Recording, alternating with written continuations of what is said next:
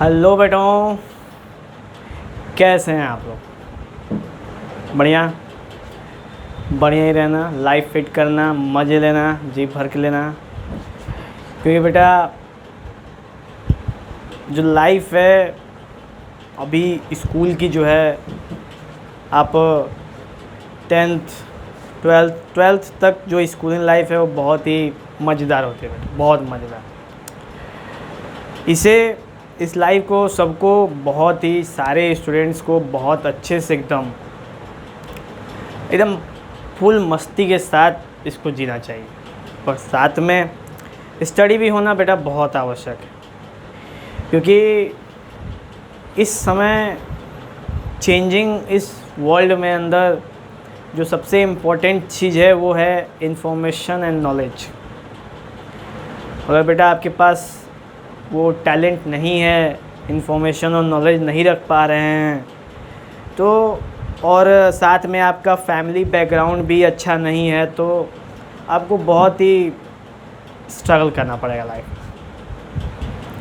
तो जो स्ट्रगल बेटा आप अपने फ्यूचर में करें या करने का होगा, तो थोड़ा सा इसी समय को, जो स्कूलिंग टाइम है, फ़न के साथ साथ थोड़ा नॉलेज भी लेते रहेंगे, तो बेटा आगे का जो आपका फ्यूचर होगा वो बहुत ही ब्राइट होगा। ओके, आपको फ्यूचर में कोई भी दिक्कत का सामना नहीं करना।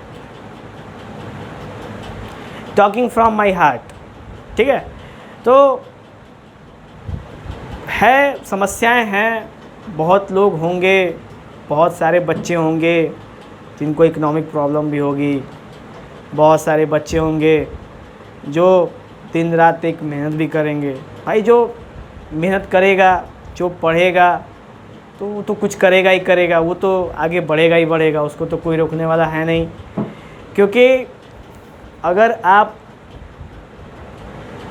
परिश्रम नहीं करो, अगर आप हार्डवर्क नहीं करो, तो सक्सेस में प्रॉब्लम तो होगी बेटा।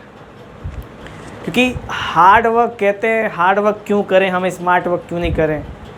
सही है बेटा, स्मार्ट वर्क तो है आवश्यक, क्योंकि इस चेंजिंग वर्ल्ड में स्मार्ट वर्क इज़ इम्पोर्टेंट। लेकिन वो स्मार्ट वर्क तभी काम आता है जब आप हार्ड वर्क करें, ठीक है। क्योंकि जब आप उस फेज से गुजर के जाओगे स्मार्ट वर्क की तरफ, जब वो स्मार्ट वर्क भी करोगे ना, तो आपको कहेंगे वाह क्या वर्क किया है इसने। वो ये नहीं देखेंगे बेटा, सोसाइटी हमारी बहुत गंदी है, ठीक है। सोसाइटी हमारी ये नहीं देखती कि आपने कितना स्ट्रगल किया उस चीज़ को पाने के लिए। बस सेकेंडों नहीं लगते बेटा कहने के लिए, तो ये क्या, ये तो कोई भी कर सकता था। और सबसे मज़ेदार बात ये रहती है कि अगर कोई कहे कि आप कुछ अलग कर रहे हो, मान लो कुछ आप ट्राई कर रहे हो, कुछ नए फील्ड में जाने की कोशिश कर रहे हो, तो बेटा पीछे से खींचने के लिए ना 10 लोग, 100 लोग, हज़ारों लोग मिलेंगे, ठीक है। लेकिन कोई ये नहीं कहेगा कि चल बेटा सब मैं तेरे साथ हूँ, तू कर। नहीं, तब तक, कब तक, जब तक आप उनको गलत ना साबित करो। जो ही आप उनको गलत साबित करोगे, जो ही आप उनको गलत साबित करोगे, वही लोग जो आपकी बुराई कर रहे थे कि ये इससे कुछ नहीं हो पाएगा जीवन में, वही लोग ये कहेंगे हमें तो पता था, हमें तो पता था कि ये कुछ करेगा जीवन में, हमें तो पहले से ही पता था। बताओ, ऐसे लोगों के, ऐसे सोसाइटी के बोल चेंज होते हैं। तो क्या आपको देख के ये सब हुआ? नहीं, आपके हार्ड वर्क को देख के, ठीक है। तो यही से आप कह सकते हैं बेटा, वर्क हार्ड इन साइलेंस, ठीक है। Work hard in silence let's your success makes the knowledge. इस बात को हमेशा गौर करना बेटा। तो हम अपनी क्लास को स्टार्ट करते हैं। क्लास स्टार्ट किया जाए। तो जो इस चैप्टर का हमारा आखिरी टॉपिक है वो है हीटिंग इफेक्ट ऑफ करंट, जो इलेक्ट्रिसिटी है, फिजिक्स है, क्लास 10th। स्टार्टिंग करते हैं बेटा उसकी। तो सबसे पहले आपको मिलेगा हीटिंग इफेक्ट ऑफ करंट होता क्या है। और हीटिंग इफेक्ट ऑफ करंट को जानने से पहले आप ये जानो कि इफेक्ट ऑफ करंट क्या होता है। क्या होता है बेटा इफेक्ट ऑफ करंट? तो जब भी कोई भी इलेक्ट्रिसिटी किसी कंडक्टर से पास करती है तो कुछ ना कुछ घटनाएं घटती हैं, समथिंग हैपेंस अराउंड इट। वो कौन सी घटनाएं हैं? तो फिजिक्स की भाषा में उसको 3 पार्ट में डिवाइड किया गया बेटा। कितने पार्ट में? 3 पार्ट में। पहले वाले को बेटा कहते हैं केमिकल इफेक्ट, दूसरे वाले को कहते हैं मैग्नेटिक इफेक्ट, और तीसरे वाले को कहते हैं हम लोग हीटिंग इफेक्ट। अब आप कहोगे कि ये क्या बता रहे हैं, तो हम लोग उसको जान लेते हैं बेटा, बहुत इंपॉर्टेंट है, आगे आपको बहुत मिलने वाला है इससे। तो इफेक्ट ऑफ करंट यानी जब भी किसी कंडक्टर से, ठीक है, करंट पास करेगा तो टोटल 3 बातें वहाँ से निकलती हैं। पहली केमिकल इफेक्ट, दूसरी मैग्नेटिक इफेक्ट और तीसरी हीटिंग इफेक्ट। इन दोनों के बारे में हम लोग थोड़ा थोड़ा डिस्कस कर लेते हैं क्योंकि इन्हें आगे भी डिस्कशन करना है। हीटिंग हमारा मेन टॉपिक है तो हम लोग सीधा उसी बढ़ेंगे। केमिकल क्या है? तो बेटा आपने एक शब्द का नाम सुना होगा, इलेक्ट्रोलिसिस। क्या होता है बेटा? तो ये होता है जब बीकर के अंदर हम कोई सॉल्यूशन लेते हैं, सॉल्यूशन में 2 ठे रॉड डाल के उसको बैटरी से कनेक्ट कर देते हैं तो इसके अंदर बुलबुला सा निकलने लगता है। इसी प्रोसेस को कहते हैं बेटा इलेक्ट्रोलाइसिस। ठीक है, इलेक्ट्रो मतलब करंट और लाइसिस मतलब ब्रेकिंग, यानी करंट की वजह से जब हम किसी को तोड़ते हैं तो उसको कहते हैं इलेक्ट्रोलाइसिस। ये होता है केमिकल इफेक्ट। दूसरा मैग्नेटिक इफेक्ट बेटा कि जब किसी कंडक्टर से इलेक्ट्रिसिटी पास करता है तो उसके चारों तरफ क्या प्रोड्यूस हो जाता है बेटा? मैग्नेटिक इफेक्ट प्रोड्यूस होता है। ये था इसका सेकेंड पार्ट। और थर्ड पार्ट होता है बेटा इसका कि हीटिंग इफेक्ट, जिसको हमको अभी पढ़ना है। तो जब किसी इलेक्ट्रिकल कंडक्टर से करंट पास करे ना तो उसके अंदर से हीट प्रोड्यूस होना शुरू हो जाता है। तो ये है हमारा तीसरा इफेक्ट ऑफ करंट, जिसको अब अभी हमने केवल इसी पे सबसे ज़्यादा डील करनी है। इसको हम चैप्टर 2 के अंदर देखेंगे और इसको हम लोग केमिस्ट्री के अंदर देखेंगे। ठीक है, तो स्टार्ट करें बेटा हम लोग हीटिंग इफेक्ट। जहाँ तक होगा कि हमें लग रहा है कि आपके दिमाग में एक कॉन्सेप्ट तैयार हो गया है। ठीक है, अब हम देखते हैं हीटिंग इफेक्ट क्या होता है।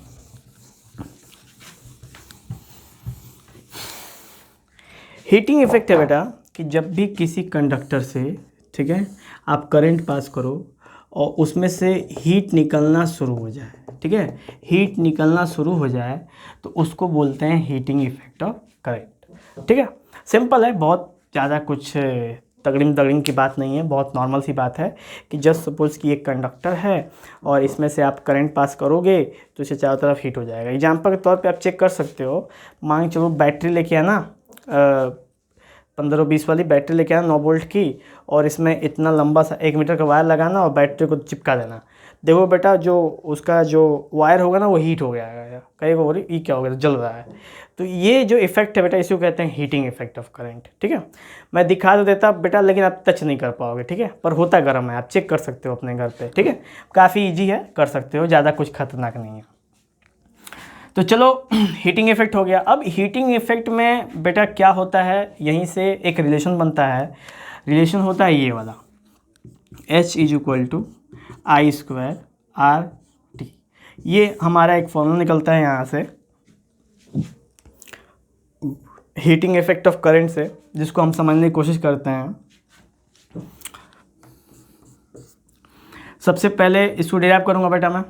तो स्टार्टिंग में हमारे पास एक फॉर्मूला है जो कि हमने इलेक्ट्रिक पोटेंशियल से ले रखा है। फॉर्मूला जो हमारा है वो है V = W/Q। ठीक है, जिसको बेटा फर्दर हम लिख सकते हैं W = VQ। कोई दिक्कत बेटा?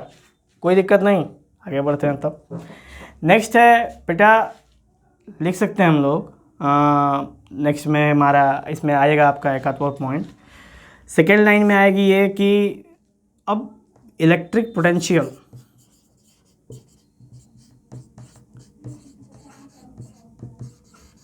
जो कि V है, ठीक है। V इज इक्वल टू, हमारे पास अभी हमने एक फॉर्मूला जनरेट किया था कि V is equal to IR। कहाँ से है फॉर्मूला जनरेट किया हमने? तो ये जो कंडीशन आया है इसको कहते हैं हम लोग ओम्स लॉ, ठीक है बेटा। क्या कहते हैं इसको? Ohm's law. और एक और जो आती है इसमें वो इलेक्ट्रिक करंट वाला कॉन्सेप्ट जो आता है, इलेक्ट्रिक करंट, वहाँ से होता है बेटा I is equal to Q by T, जिसको आप लिख सकते हो बेटा Q is equal to IT। ये इलेक्ट्रिक करंट के कॉन्सेप्ट से आया, ये इलेक्ट्रिक पोटेंशियल हमारा ओम्स लॉ के कॉन्सेप्ट से आया, ठीक है। अब इसको ले लो बेटा इक्वेशन नंबर फर्स्ट, इसको ले लो सेकेंड, इसको ले लो थर्ड, ठीक है। अब करेंगे क्या बेटा हम? पुटिंग, गौर से देखना बेटा, putting the value of equation second and third in first, ठीक है। जब हम इसको करेंगे पुटिंग तो इसमें बेटा क्या निकलेगा? इसमें निकलेगा W is equal to B की जगह पे क्या हो जाएगा बेटा IR, इंटू Q की जगह पे क्या हो जाएगा बेटा IT, ठीक है। अब बेटा जब इसको फर्दर आप सॉल्व करोगे ना तो ये हो जाएगा W is equal to I square RT, ठीक है, ये हो गया। और जैसा कि heat is a form of energy, क्या है? हीट एक एनर्जी का फॉर्म है। और मैंने इससे पहले वाले टॉपिक में आपको बताया था कि energy is work and work is energy. तो वर्क को हम लोग लिख सकते हैं हीट, जिसको हम H से रिप्रेजेंट करते हैं। तो नेक्स्ट लाइन में H is equal to I square RT, और ऐसे करके बेटा हमारा फॉर्मूला जनरेट हो गया, ठीक है। ये हो गया हीट, और ये आ गया हमारा फार्मूला, जिसको हम कहते हैं हीटिंग इफेक्ट निकालने का फार्मूला। और बेटा इसका जो SI यूनिट होता है ना, SI यूनिट होता है, ये होता है जूल। और बड़े ख़ास बात ये है बेटा कि इस बारे में सबसे पहले जिसने पता लगाया था उनका नाम है जेम्स पर्सकॉट जूल, ठीक है बेटा। जो जिन्होंने एनर्जी के जिनके नाम से ही SI यूनिट की एनर्जी दी गई, तो उन्होंने इसके बारे में काफ़ी रिसर्च किया। तो इसलिए फिजिक्स में सम्मान के तौर पे, यानी कि प्राइड के तौर पे, इस लॉ को हम लोग जूल्स लॉ ऑफ हीटिंग भी कहते हैं बेटा, जूल्स लॉ ऑफ हीटिंग, ठीक है बेटा। क्या कहते हैं इसको? जूल्स लॉ ऑफ हीटिंग भी कहते हैं। तो जूल्स लॉ ऑफ हीटिंग क्या है? वही है हीटिंग इफेक्ट ऑफ करंट। तो जो हमारा हेडिंग बनता है हीटिंग इफेक्ट ऑफ करंट, इसके साथ आप लिख सकते हो जूल्स लॉ ऑफ हीटिंग, ठीक है बेटा, ये भी लिख सकते हो। तो ये आ गया हमारे सामने फॉर्मूला। अब इसको मैं थोड़ा सा रिपीट कर दूं ताकि आपके दिमाग में सेट हो जाए। सबसे पहले इसके बारे में बात करेंगे, क्योंकि इससे पहले किए हैं कि energy is work, work is energy, तो वर्क को हम ले सकते हैं हीट। स्टार्टिंग हमारा होता है कि V is equal to W by Q, electric potential का फॉर्मूला है। W is equal to V Q, equation 1 ले लिया हमने। उसके बाद इलेक्ट्रिक करंट का प्रयोग किए तो I is equal to Q by T हो गया, तो हमने Q is equal to IT लेट कर सकते हो, इक्वेशन नंबर 2 लेट कर लिया हमने। उसके बाद इलेक्ट्रिक पोटेंशियल जो V is equal to IR है, जिसको हम कह सकते हैं ओम्स लॉ से आया है, क्योंकि यही ओम्स लॉ का फॉर्मूला भी कहता है, ठीक है, कि V is directly proportional to I, जहाँ पे R क्या हो जाता है कांस्टेंट। तो फिर हमने इक्वेशन सेकेंड और थर्ड को हमने फिर से इक्वेशन फर्स्ट में पुट कर दिया, और पुट करने के बाद आ गया W is equal to I square RT, और W is equal to H put किया तो हमें मिल गया H is equal to I square RT। और ऐसे करके बेटा ये हो गया हीट का फॉर्मूला, और ये हमारा SI यूनिट है जूल, और इसलिए इसको कहते हैं जूल्स लॉ ऑफ हीटिंग। इसमें बेटा एक और चीज़ है जिसको इसको सॉल्व करने का अलग तरीका है, यह है कि आप सिंपली ऐसे लिख सकते हो कि H is directly proportional to I square, H is directly proportional to R, H is directly proportional to T। ये इक्वेशन फर्स्ट, ये इक्वेशन सेकेंड, ये equation third. Combining equation first and second, ये बेटा अलग तरीका बता रहा हूँ बेटा, ये अलग तरीका है थोड़ा सा, ठीक है। तीनों को कंबाइन करोगे तो क्या हो जाएगा बेटा, H directly proportional to I square RT हो गया। और फर्दर जब इसका साइन हटाओगे ना तो ये हो जाएगा H is equal to K I square RT। और जहाँ पे K इज इक्वल टू कितना हो गया बेटा 1, तो हमको मिल गया H is equal to I square RT, और हमको फिर से ओरिजिनल फॉर्मूला मिल गया। तो बेटा ये है दूसरा तरीका, और ये तरीका तभी पॉसिबल है जब आप इस वाले तरीक़ों को जानने में मतलब कि जान पाएँ आप अच्छे से, तब जाके आप वो वाला तरीका आप लगा सकते हो। नहीं तो फिर ये तो हलवा वाला तरीका है, ठीक है। इसको समझने में ज़्यादा फोकस करना बेटा, क्योंकि ये बहुत ज़्यादा कुछ कठिन नहीं है। बस आप एक बार दिमाग में सेट हो जाएगा आपके ना, तो आप एकदम उसको एकदम चीड़ फाड़ कर दोगे, ठीक है बेटा। खतरनाक फॉर्मूला है बेटा, इसको एकदम दिमाग में रखना है आपको, ठीक है। तो ऐसे करके बेटा हमारा जूल्स लॉ ऑफ हीटिंग या हीटिंग इफेक्ट ऑफ करंट हो गया ख़त्म, और उसका डेरिवेशन भी हो गया समाप्त। तो अब इसके बारे में बात करते हैं बेटा। इसका नेक्स्ट जो पार्ट है वो है इसका एप्लीकेशन। तो एप्लीकेशन देखे जाए बेटा, देखा जाए, देख लिया जाए।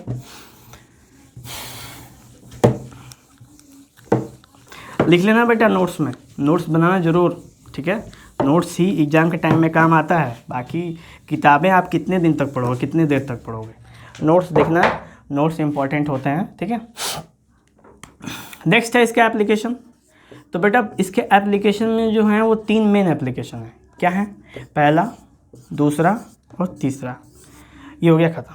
अरे नहीं बेटा ख़त्म नहीं हुआ, स्टार्ट करते हैं। पहले वाले में बेटा जितने भी अप्लाइंसेस हैं मैक्सिमम, यानी जितने भी इलेक्ट्रिकल अप्लाइंसेस हैं उनमें से 90% जो अप्लाइंसेज वो हीटिंग इफेक्ट ऑफ करंट पे वर्क करता है।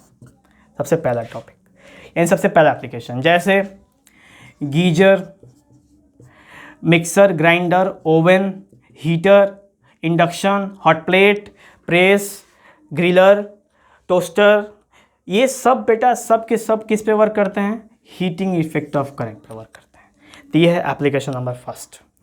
एप्लीकेशन नंबर 2 है बेटा कि जो हमारा बल्ब होता है पीले कलर वाला, जिसके अंदर एलिमेंट होता है, वो भी किस पे वर्क करता है, हीटिंग इफेक्ट ऑफ करंट पे ही वर्क करता है। कैसे, क्योंकि बेटा बल्ब के अंदर ना सबसे बहुत ही सबसे हाई मेल्टिंग पॉइंट वाला एक एलिमेंट लगा होता है, उसको कहते हैं टंगस्टन। क्या कहते हैं बेटा, टंगस्टन, जिसको हम W से दिखाते हैं।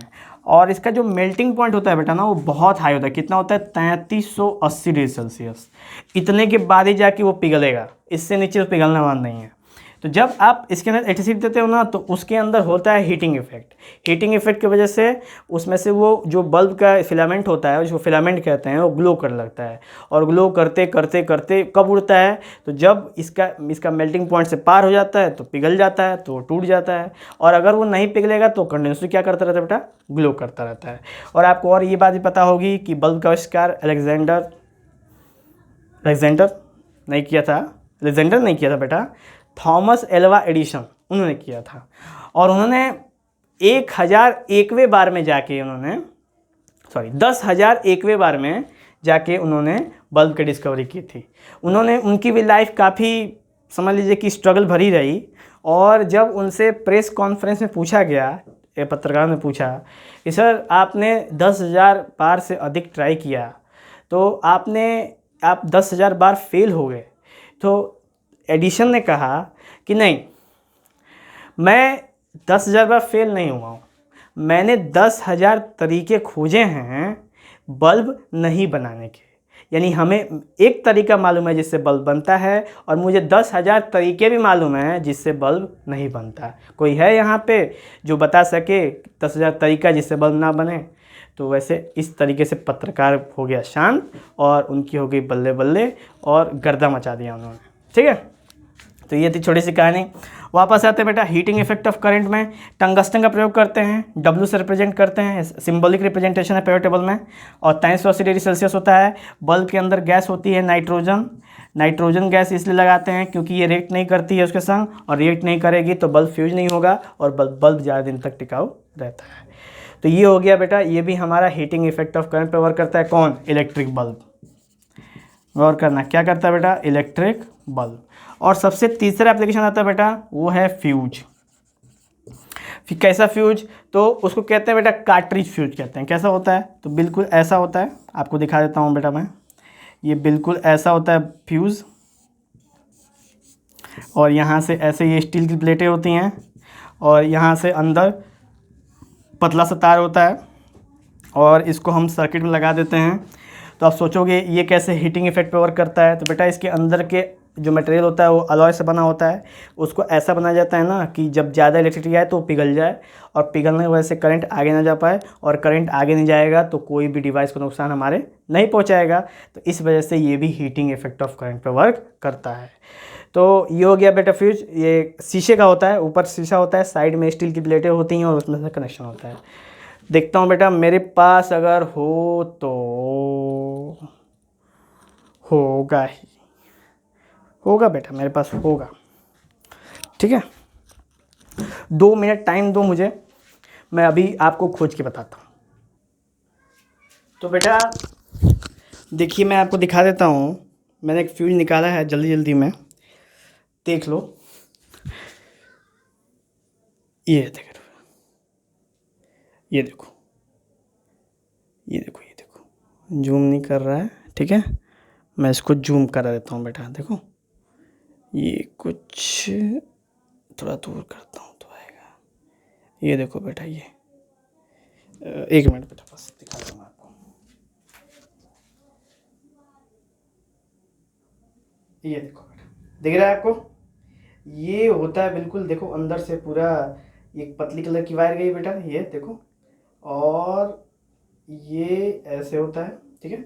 इसी को कहते हैं बेटा फ्यूज, ठीक है, कार्ट्रिज फ्यूज इसी को कहते हैं। और यही इसी की बात कर रहा था। इसके अंदर क्या कहते हैं, एक ऐसे मटेरियल का प्रयोग करते हैं, ठीक है, ऐसे मटेरियल का प्रयोग करते हैं कि आपका ऐसे मटेरियल का प्रयोग करेंगे जो कि जब ज़्यादा इलेक्ट्रिसिटी आए तो ये अपने आप पिघल जाए और पिघल के मेल्ट हो जाए, और ये मेल्ट हो जाएगा तो आपका आगे का डिवाइस नुकसान नहीं होगा। ठीक है बेटा, ये हो गया हमारे सामने ये वाला कंडीशन। तो बेटा आपने देखा इसको,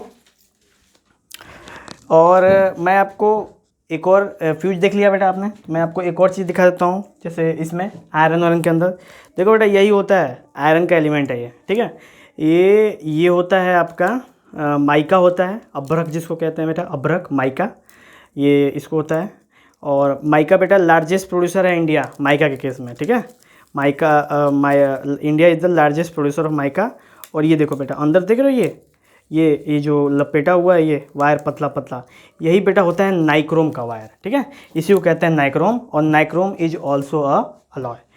तो ऐसे करके हमने आपको बेटा एप्लीकेशंस भी हमारा कंप्लीट हो गया, और अब बचता है न्यूमेरिकल। तो चट से न्यूमेरिकल भी कंप्लीट कर लेते हैं, और ऐसे करके मॉडल हमारा ख़त्म हो जाएगा।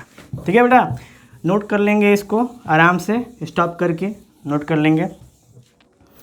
चलिए, तो जो न्यूमेरिकल है हम इसको कंप्लीट कर देते हैं। क्वेश्चन पूछा जाए कि what is the heat, heat कितना हो अगर रेजिस्टेंस हो आपके पास 5 ओम, और आपके पास करंट हो 10 एम्पियर, और टाइम हो 10 सेकेंड तक।